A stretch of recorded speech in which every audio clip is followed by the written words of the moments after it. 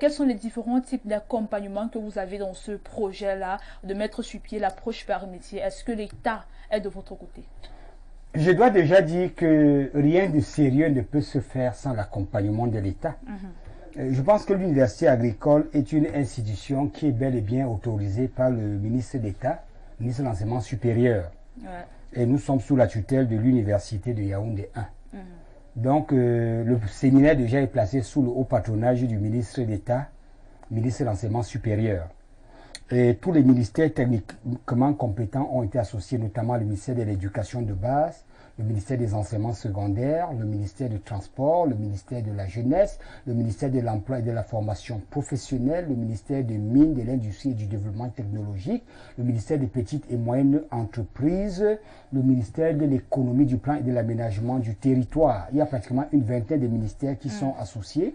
Nous avons aussi travaillé en étroite collaboration avec les délégations départementales et régionales de l'éducation et des enseignements secondaires et le secrétariat à l'éducation privée, laïque, centre, sud, est est aussi impliqué. Nous avons aussi invité un certain nombre d'écoles. Donc c'est pour dire que le séminaire en lui-même présente un enjeu national. Déjà que le but est d'accompagner le chef de l'État dans sa philosophie, dans sa vision, pour un Cameroun qui devient un nouveau pays industrialisé à l'horizon 2035. Et comme Rita l'a si bien dit, si les Asiatiques ont réussi en 20 ans, en 10 ans, pourquoi le Cameroun ne réussirait-il pas en 10 ans? Je pense qu'il faut simplement une mesure des initiatives comme celle-ci. Et comme l'État a déjà prêté une oreille attentive, je pense que les jours qui viennent, beaucoup plus l'année prochaine, les choses vont passer à une autre vitesse. Et déjà même que beaucoup de parents ont déjà commencé à demander des fiches de réservation dès l'année prochaine pour faire basculer leurs enfants dans le système. D'accord. Alors, qu'est-ce que vous attendez de nos téléspectateurs et justement également du gouvernement? Quels sont les différents soutiens que vous attendez? Qu'est-ce que vous attendez du gouvernement exactement? Je pense que comme Rita l'a dit, vraiment l'approche par métier interpelle chaque citoyen de manière directe. Donc, apporter sa contribution pour que ce système commence à être implémenté, pour qu'on devienne un pays émergent, vraiment ne ferait du mal à personne. Donc, nous sommes des parents, nous sommes des enseignants, nous sommes des fonctionnaires, chacun de nous, à quelque niveau qu'il se trouve, participe à la prise de décision. Vous avez quand même rencontré des difficultés dans la mise sur pied de ce système-là? Les difficultés depuis 30 ans ne manquent pas. C'est pour ça qu'il a fallu s'éprouver. L'université agricole, l'ami Promalo, l'université de Yaoundé 1, ça a été des cas écoles où on a eu des éléments qu'on va présenter. L'approche par métier, comme nous l'avons dit, aujourd'hui n'est plus une vue de l'esprit, elle n'est pas spéculative. Je suis très heureux de savoir que Rita elle-même est un pur fruit parce qu'elle a eu son bac, son DCE Advanced Level, option bilingue, il y a 2 ans. Mais de là, imaginez qu'en 2 ans, elle soit devenue enseignante, experte dans le domaine et tout. Et les gens ne croient pas. Exactement. Malheureusement, c'est l'approche par. Elle est aujourd'hui l'une des meilleures expertes au Cameroun. Je sais de quoi je parle.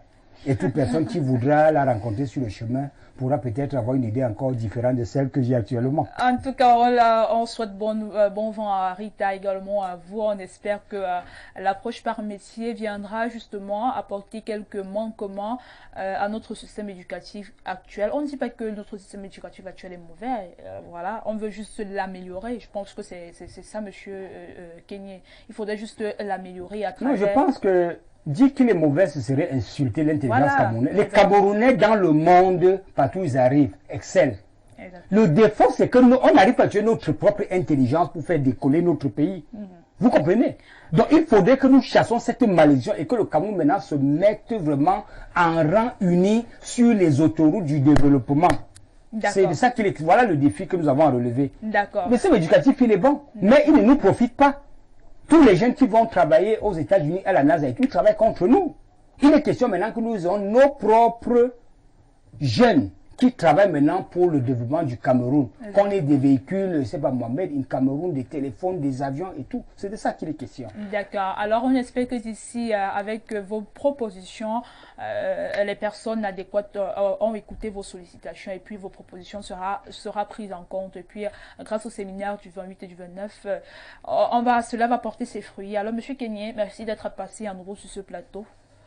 Je vous remercie infiniment. D'accord. On remercie également Madame l'enseignante, Madame Rita Nzi, qui était qui était sur notre plateau.